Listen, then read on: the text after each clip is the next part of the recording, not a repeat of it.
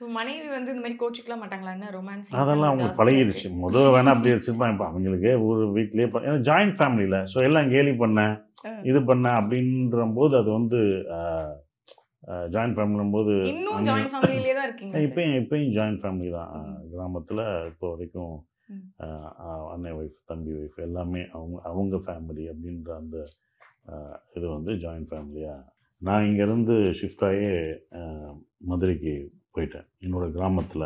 அந்த இதுலேருந்து வெளிய வரணும்னா நம்ம ஃபேமிலியோட இருக்கணும். இங்கே இருக்கக்கூடாது அப்படின்ற ஒரு விஷயம். சென்னை விட்டே போயிட்டீங்க அந்த இது. சென்னை இப்போ நான் சென்னையில இல்ல. நான் வந்து எங்க ஊர்ல கிராமத்தில தான் இருக்கேன். என்னோட இங்க ஏதாவது ஒர்க்னா தான் நான் வருவேன். சென்னை வந்து எனக்கு அவுட்டோர் ஷூட்டிங் மாரி இருக்கும் இப்ப. ம்.